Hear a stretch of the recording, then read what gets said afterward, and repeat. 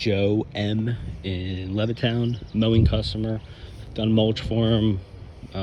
Scope of work's going to be bush trimming, edging, light layer of black mulch, and ripping a shrub out. So starting up front here, and we know Joe, if you know him from mowing, you can tell by walking around his property, he's very detail oriented, particular, so make sure we're sharpening up the attention to detail on this one, and ideally try to check out with them when you're done.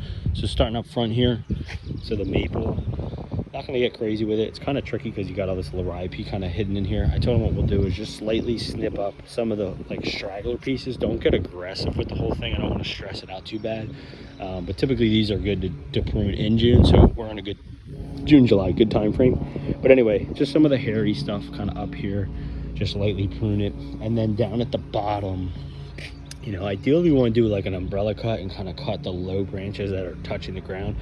Again, you have the liripe in here, so you kind of have to work around it. Probably like best bet would be kind of pull it up, snip it, let it go, and see how it looks. Again, don't get super aggressive. We don't want to take more than 1/3 of all the branches and clippings off of it. I would shoot for like less than 20% clipping of the whole thing.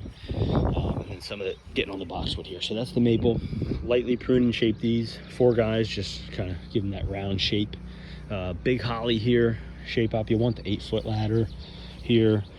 This one he wants to rip out because it's just like getting too big. It's getting out of the bed. It's choking the space out, whatever. So just rip this one out entirely. He said just cut it down as low as you can. I said we'll try to get the saws all kind of get the roots down real low. Prune and shape this guy. I guess there's the rose. There's a boxwood back there you can prune up. The rose bush here, you could just, depending on what's blooming on here, all the stuff that's dead, you can just kind of deadhead it, cut it on an angle, get the dead stuff out of there. This guy, prune and shape it, keep it shape. Another boxwood back there, prune and shape that. Another big holly here, shape that up. These ones I would say you can let go.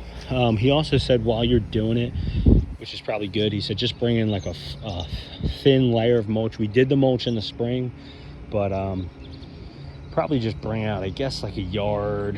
I mean, I think we did 2.5 yards, but you probably don't have to go very thick with it. Maybe 1.5 yards. You go like kind of thin everywhere. So after you do all the clippings, blow it all out, clean up the beds, and then a thin layer of mulch just to kind of give it a nice little freshen up pop, and then hide any maybe small clippings that are in there. And then the last thing is he was hoping we had done this when we